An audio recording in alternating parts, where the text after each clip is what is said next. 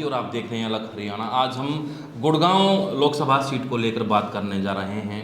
जो दर्शक जुड़े हैं हमारे चैनल को सब्सक्राइब कर लें और शेयर करना, और पूरी ये जो बातचीत के बाद आपको अच्छी लगे तो इसको अलग अलग ग्रुप्स में भी शेयर कर देना। हमारे साथ अविनाश जी हैं।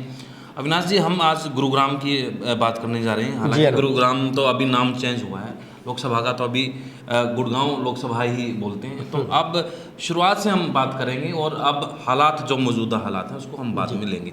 तो शुरुआती दौर में हम 52 से ये सीट आई जी, शुरुआती पहला चुनाव। बिल्कुल बहुत पुरानी सीट है, 1952 में बनी थी और 1971 में लेकिन इसको फिर सस्पेंड कर दिया गया था। तो 1952 से 1971 तक रही। 6 चुनाव तब हुए थे, जिसमें 4 में कांग्रेस जीती थी और 2 में निर्दलीय बाजी मारने में सफल रहे थे। इसके बाद 1977 में ये सीट दोबारा 77 से 2008 तक नहीं रही। 2009 का जो परिसीमन हुआ उसमें फिर गुड़गांव को वापस लोकसभा का दर्जा दिया गया, गुड़गांव सीट को। और 3 चुनाव तब से हुए हैं और सबसे बड़ी बात यह है कि तीनों ही चुनाव में राव इंद्रजीत यहाँ से सांसद बने हैं। एक बार कांग्रेस की टिकट पे और उसके बाद 2 बार बीजेपी की टिकट। अब फिर मैदान में है। अब फिर मैदान में है। तो गुरुग्राम की अगर बात करें तो इसमें जो विधानसभा सीटें हैं कौन कौन सी आती है, एक तो दर्शकों को वो बताएं, और अभी की जो पोजीशन है वो क्या है। बिल्कुल अनुज, 3 जिलों की जो विधानसभा सीट है वो इसमें आती हैं।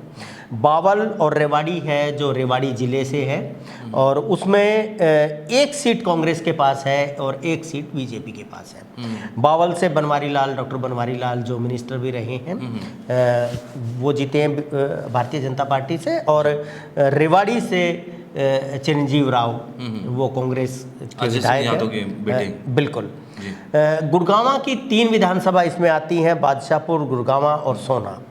तो बादशाहपुर से राकेश दौलताबाद हैं जो इंडिपेंडेंट हैं, गुरुग्राम से बीजेपी के सुधीर सिंगला हैं, और सोना से संजय सिंह हैं जो बीजेपी के विधायक हैं। नूह में जो जिला है उसमें 3 विधानसभा आती हैं, नूह, फिरोजपुर, झिरका और पुनाना, और तीनों ही सीटों पे कांग्रेस के विधायक हैं। तो इस तरह से अगर हम देखें तो भारतीय जनता पार्टी के पास 4 विधायक है और 4 विधायक कांग्रेस के पास है, 1 विधायक निर्दलीय है। तो ये तो कुल मिला के अगर विधानसभा की बात करें तो बिल्कुल नेट टू नेट वहाँ पर दिख रहा है। बिल्कुल। अगर जातीय समीकरण की बात करें या फिर हम वोट परसेंट के पिछले जो चुनाव में रहा तो उसको हम मद्देनजर देखें तो क्या लगता है कि अब क्या स्थिति रही और अब क्या होगी आगे? देखो अनुज, एक तो सबसे पहले हम अपने दर्शकों को बता दें कि गुड़गांव जो सीट है इसमें जो अभी लोकसभा चुनाव होने हैं 25 मई को वोट डलेंगे पूरे हरियाणा में 10 की 10 सीटों पे, जिसमें गुड़गांव भी शामिल है। तो गुड़गांव में लंबे समय से इंतज़ार था कांग्रेस के प्रत्याशी का। बीजेपी के प्रत्याशी जो थे वो तो तय थे, राव इंद्रजीत जी। इसके बाद जेजेपी ने भी अपना प्रत्याशी घोषित यहाँ से किया। जाने माने सिंगर हैं, रोहित उनका नाम है, तो वो आए हैं मैदान में।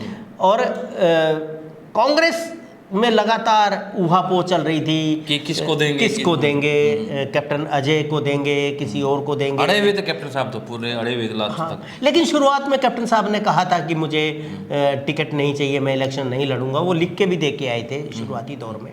बाद में उनका मन बना कि टिकट यहाँ से लड़ा जा सकता है। मुझे लगता है पहले दौर का जब चुनाव हुआ, वोटिंग हुई और उसमें जो रुझान सामने आए, तो उससे जो हवा बनी कि तो मन बदल गया राव साहब का। तो उसके बाद वो चुनाव लड़ना चाहते थे, लेकिन कांग्रेस ने यहाँ से एक नया खेल किया है। और खेल ये है कि राज बब्बर को यहाँ से उतार दिया। उनका नाम चल रहा था बीच बीच में, लेकिन शायद बात नहीं बन रही थी। अभी बात बनी है तो राज बब्बर को उतार दिया है। और अब मुझे ऐसा लगता है कि ये सीट भी फंस गई है। अभी तक का हरियाणा का जो आकलन जो चल रहा था, वो सट्टा बाजार की बात करें या जो स्वतंत्र जो सर्वे हो रहे हैं उनकी बात करें, जी। तो उसमें ये आ रहा था कि 3 सीट कांग्रेस जीत रही है, जी। 3 सीट बीजेपी जीत रही है, और बाकी 4 सीट फंसी हुई है। लेकिन अब मुझे लगता है कि जो गुड़गांव सीट भी है वो फंस गई है और उसके बहुत सारे कारण है मेरे तो पास। कारण मैं समझना चाहूँगा क्योंकि हाँ। तर्क के ऊपर ही ये सारी चीज़ें हैं। बिल्कुल। कारणों की अगर बात करें तो देखो, एक तो सबसे बड़ी बात यह है कि जो इस समय पे वोटिंग का दो चरणों की वोटिंग का जो रुझान चल रहा है वो ये है कि 4 से 10% वोट परसेंटेज घट रहा है। तो अगर हरियाणा में भी इस तरह की चीज़ें आती है और वोट परसेंटेज घटता है तो उसका सबसे ज़्यादा नुकसान जो मुझे लगता है वो सत्तारूढ़ पार्टी को रहता है। एक तो चीज़ ये है। दूसरा ये है कि यहाँ का जो जातीय समीकरण है, जातीय समीकरण की अगर हम बात करें तो जैसे मेव और यादव वो लगभग बराबर है। 3,10,000 20,000 के आसपास मेव है यहाँ पे। 3 विधानसभा सीट हैं जो मेवात की है, उन पे उनका बाहुल्य है। और यादव जो है वो 3,60,000 के आसपास, 50-60,000 के आसपास यादव है। तो पंजाबी 1,40,000 है, ब्राह्मण 78,000 है, राजपूत 75,000 है, जाट 1,40,000 के आसपास जाट है। इसके अलावा गुजर है 74,000, सैनी 43,000, वैश्य 48,000, कुम्हार 43,000, जांगड़ा 32,000। तो ये एक तरह से मोटा जातीय समीकरण है। इसकी अगर हम बात करें तो ये है कि, और एक और चीज है, शहर और गांव के इलाके हैं। तो यहाँ पे जो शहरी सीट है वो बादशाहपुर और गुड़गांव है। लगभग 4-4 लाख वोटर है वहाँ पे, बहुत ज़्यादा जनसंख्या है दोनों जगह पे। सोना भी कुछ हिस्सा शहरी पड़ता है। बीजेपी जो है वो शहरी इलाकों में मजबूत रही है, शहरी इलाकों में मजबूत रही है और यादव बहुल जो इलाके हैं उनमें मजबूत रही है। तो पिछला जो चुनाव हुआ था तो 5 विधानसभा क्षेत्र ऐसे थे 8 में से जिनमें राव इंद्रजीत काफ़ी बढ़त लेके निकले थे। अभी अगर हम देखें राज बब्बर के आने से क्या बदला, और दूसरी बात राज बब्बर के आने से बदला, और तीसरा जो ये है कि राहुल फाजलपुरिया जो आए हैं जेजेपी से, वो भी यादव हैं और युवा है और इस समय पे वो बूम पे है। उनका गाना बहुत चल रहा है कि लड़की कर गई चुल ब्यूटीफुल है। तो युवाओं में काफ़ी उनका क्रेज है। और एक और चीज़ है कि भारतीय जनता पार्टी के जो वोटर हैं, जो युवा वोटर आते हैं वो काफ़ी सपोर्ट करते हैं पार्टी को। तो इस सारी चीज़ को अगर हम देखें तो, और पिछले 2 चुनाव में अगर हम देखें तो मेवात का जो इलाका है वहाँ से भाजपा हमेशा पिछड़ के चलती है। पिछले 2 चुनाव 2014 की बात करें, 2019 की बात करें तो लगभग 1,90,000 के आसपास की लीड वहाँ से मिलती है। कांग्रेस के उम्मीदवार को पिछली बार मिली थी कैप्टन अजय को, और उससे पहले जो इनेलो के प्रत्याशी थे उनको मिली थी। अभी जो लग रहा है कि जो यादव जो वोट है वो बढ़ जाएगा। हाँ, तो वो बटेगा। तो वो जितना भी जाएगा राहुल फाजलपुरिया को, वो राव इंद्रजीत के हिस्से से कट होगा। दूसरा जो अब इसमें युवाओं की बात भी है, तो युवाओं के वोट भी वो अदर कास्ट से भी उनको मिलेंगे। इसमें अविनाशी एक बात ये भी है कि जो एक लग रहा था राव साहब को इतनी पावरफुल बना देंगे उस इलाके के, लेकिन मौका ही नहीं मिला बीच में। अब चाहे मुख्यमंत्री बदलने की बात हुई, जब भी उनका कहीं जिक्र नहीं हुआ तो कहीं ना कहीं लगता है ना कि भाई अब पावर नहीं मिल रही राव साहब को। हाँ, 2 चीज़ें हैं। मैं अक्सर बात करता हूँ कि हरियाणा में 2 सीएम इन वेटिंग हैं, मतलब जिनको ट्रेजडी किंग कह सकते हैं। एक बांगर से आते हैं, एक बांगर से आते हैं, एक अहिरवाल से है। तो वो लगातार एक कसक है उनके मन में। और अभी भी जब सीएम बदले, जब तो देख रहे थे, बाढ़ जो रहे थे, नहीं, उन्होंने अपना दर्द, जो कसक है उसको जाहिर भी किया कि हमें तो कुछ पता नहीं है। वो कहते ना, ये कसक जिंदगी में हाँ बनी रह गई, नोला आपकी कमी रह गई। तो इसमें जो है अब क्या लगता है कि अब ओवरऑल अब तो क्योंकि सारे चेहरे आ गए हैं इसमें, और तो अब आगे आपको क्या लगता है कि? देखिए, मुझे लगता है कि ये इलेक्शन खिंचेगा। जो एक तरफा हमें दिख रहा था, एक तरफा दिख रहा था कि ये बिल्कुल राव साहब के पक्ष में जा रहा है चुनाव। यहाँ पे कोई मुकाबले में नहीं है कांग्रेस। तो मुझे लगता है कि कांग्रेस मुकाबले में अब तो कैप्टन साहब को तो नाराज कर दिया, अब तो फिर दिक्कत है ये भी तो बस 2 पेच हैं कांग्रेस के सामने। हाँ। पहला पेच है कैप्टन साहब की नाराजगी को दूर करना, उनको चुनाव में खींच के लाना। अगर कांग्रेस ये काम कर लेती है, मुझे लगता है ये हो जाएगा, ज़्यादा मुश्किल काम नहीं है, वो मैनेज हो जाएगा। अभी तक भी बाकी लोग भी हुए हैं और पार्टियां कर लेती है। और दूसरी बात ये है कि राव साहब शुरुआत से उनके मन में नहीं था, फिर किन्हीं कारणों से आ गया, तो वो ऐसी बात नहीं है।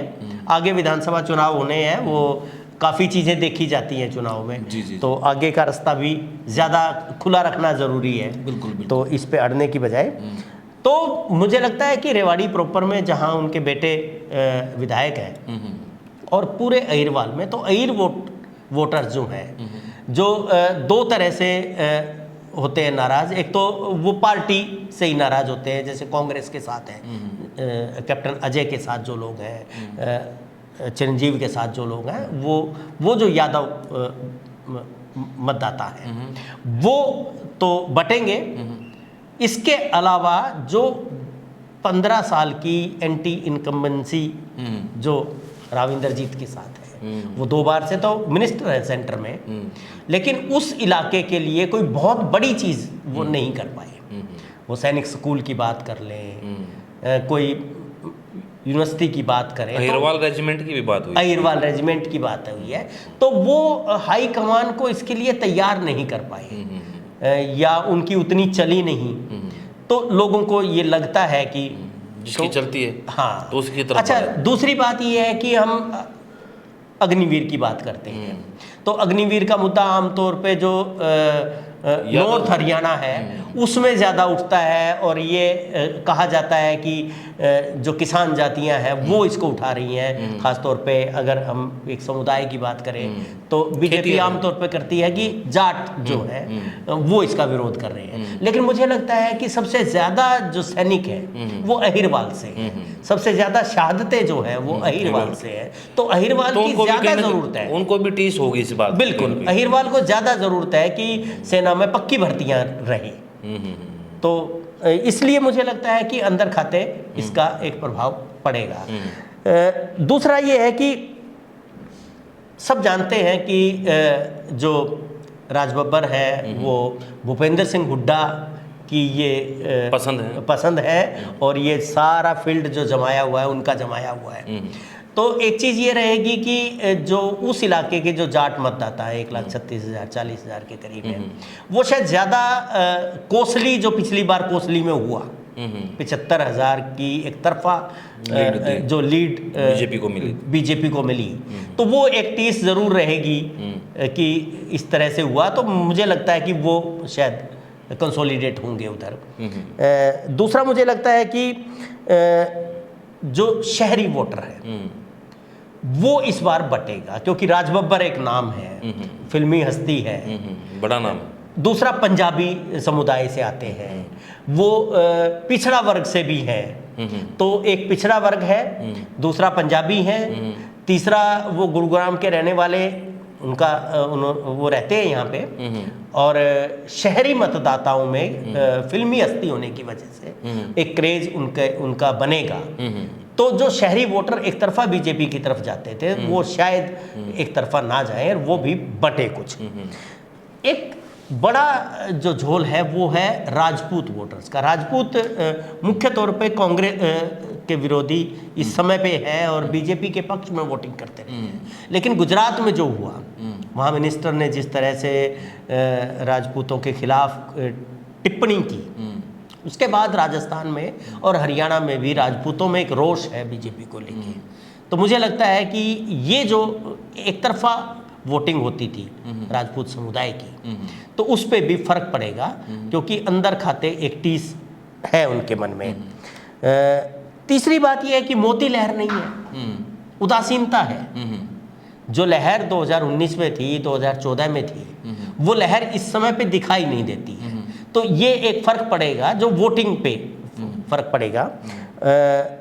और अगर 10% के आसपास 8-10% वोटिंग कम हो जाती है तो मुझे लगता है उसका नुकसान भी राव इंद्रजीत को जाएगा। छठे चरण में होना है, ये भी एक बात है। तो पहले 5 चरण का जो रुझान है, हाँ, उसका भी कहीं वो तय करेगा। वो भी दिमाग में होगा। वो हो सकता है, वो हो सकता है वो बीजेपी के पक्ष में भी चला जाए।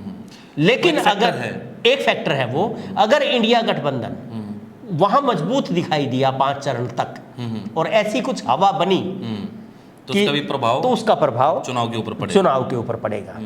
और राज बब्बर जो है वो ऐसे नहीं है कि कोई फिल्मी हस्ती को उठा के ले आए आप और उसको टिकट दे दिया।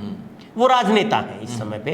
3 बार वो लोकसभा चुनाव जीते हैं, 2 बार राज्यसभा प्रभारी भी रहे में रहे हैं, यूपी के प्रभारी रहे, अध्यक्ष रहे हैं यूपी के। जी जी, हाँ जी।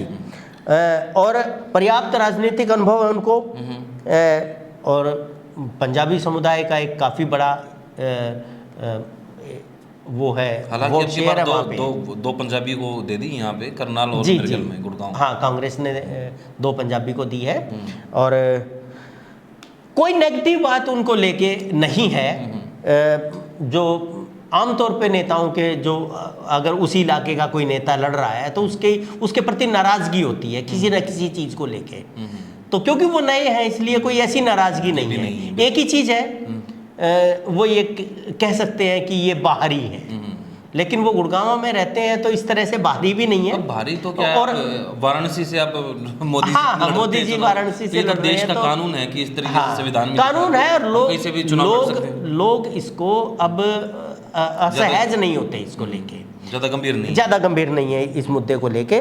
तो मुझे ये लगता है कि अगर कैप्टन अजय को साध लिया जाए और ये जो बाहरी वाला है ये चीज़ को ज़्यादा कांग्रेस मैनेज करे, और जो दूसरी चीज़ें हैं जो राज बब्बर की खासियत है उनको एकजुट होकर अगर कांग्रेस इलेक्शन ये लड़े तो मुझे लगता है कि ये फाइट बन गई है। बिल्कुल। तो ये खूंटा जो भूपेंद्र सिंह हुड्डा ने गाड़ दिया, जी जी, वो अब बीजेपी उखाड़ेगी कि नहीं उखाड़ेगी?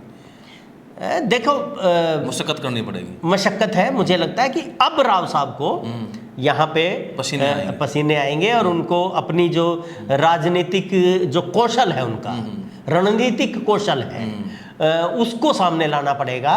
हालांकि राव इंद्रजीत काफ़ी मजे हुए नेता हैं, उनकी अपनी जो लोग हैं वो बहुत है इलाके में, क्योंकि राव बीरेंद्र पुरानी विरासत है चुनावी। हाँ, लेकिन एक चीज़ और मुझे जो नुकसान दिख रहा है वो राव साहब के जो साथ रहने वाले लोग हैं वो भी इस बात को मानते हैं कि जो बीजेपी के बड़े नेता हैं वो उनके इलेक्शन में उस तरह से जुट के काम नहीं कर रहे हैं।